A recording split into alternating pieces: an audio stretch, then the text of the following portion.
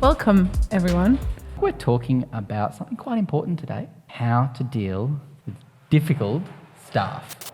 I generally come in at least 15 minutes late, and after that I just sort of space out for about an hour. Have the difficult conversations early and don't let it go for too long. Yes, but sometimes, our team's not communicating with us, so maybe we don't know it's actually happening. We should have open communication within a business. You talking to me? It starts with you as the owner of the business and the boss, the employer. Because if you are caged in and I'm in a glass case of emotion. you don't allow open communication, why are you expecting your staff to come to you and be open about their problems, their challenges? Okay, let's say that I'm the annoying employee. What have you put into the business to identify that I'm a difficult employee? I'm measuring efficiencies. Great answer. So we have systems in place to help us identify when an employee isn't doing the things that they're meant to do. All right, I've been naughty. Yes. I did the wrong thing on site yesterday. Yep. Are you going to bring that up in our team meetings, or are you going to bring that up one-to-one to me? If it's a common problem that could happen to other people, I would say, okay, we had some challenges. So if anyone comes across this is how we're going to solve it going forward. But if I need to actually go and sit you down and say, Mitch, you screwed up, you can't be doing this, I would do that just between us. We actually had something come up in one of our clients' businesses this week.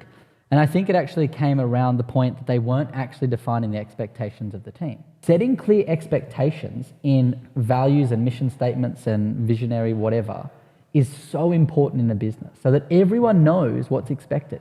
I think that is actually one of the biggest things where we go wrong, right? We expect something from someone, but we never told them. We have to learn to communicate with our employees. We have to learn to communicate with our partners, with our kids, with everyone. Communication is such an important thing in business and in life. And so many people just don't do it. Performance reviews. Yes. The purpose of the performance review is to identify things that we can fix and identify what's going great. I think you need to have performance reviews, if not quarterly, twice a year at least. Once we've set the expectations and we've done the performance reviews and all these kind of things, we need to have space and time to train people to get to where we want them to get to. Yeah, let's level them up. Or where they want to get to. All right, so I've been naughty. I've done the wrong thing. Yes. How are you going to discipline us? Looking out the window, that's a paddling. Staring at my sandals, that's a paddling. Paddling the school canoe. Oh, you better believe that's a paddling. Can't paddle your stuff. No. No paddling. I would sit down with you and give you a written warning if it's at that point and just keep it formal. I also would find out a bit more. Maybe there's a good reason that stuff happens. Yep. But if it's absolutely against company values, I think you have to have consequences in place. Yep. Otherwise, I think people just start taking the piss. Are you taking the piss? Conflict resolution. Let's just say, we're not saying someone's been naughty or they've done the wrong thing, but you've just got two people that they just keep butting heads. You spend 8 hours a day together a lot of the time, and there's a lot of different personalities. Yep. Of course you're going to have conflict. And so a big part of that is accept that there's going to be differences and understand that that's okay. Someone said to me that when you run a business with a team, it's like running a daycare for adults. All right, you've identified, you know what, I can't do this anymore, I'm done. You just have to have the tough conversation in private and just say, look, we've done X, Y, and Z, nothing's changed, unfortunately.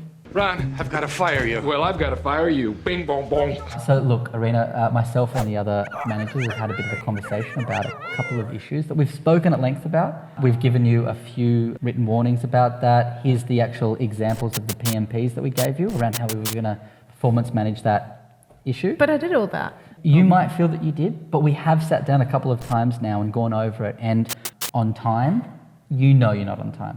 And I want you to understand, I'm not saying that this is the non-negotiable, it's the collective. And I just wanted to let you know that we've decided... You're fired. It's not an easy conversation for anyone. And the big but here is that don't get emotional. The other person might. Yep. And no matter what, no matter if you mirror that back, it will always come back on you worse. And big thing is you also need to have the actual action steps that are going to take place after you've let them go. I think this is something you can practice as well. I am an emotional person, so I would practice this a few times and just go, okay. You talking to me? So have a plan. Have a plan for all of this. Have a plan of how to manage great employees and great staff and manage the good times, but also have a plan of how you're going to deal with conflict in the workplace and having to manage someone to get to the space that you want them to. With this space, it's early and often, rather than getting to that, I have to fire you now space. You don't ever want to get to that space. Oh shit, you gonna fire me? Mom!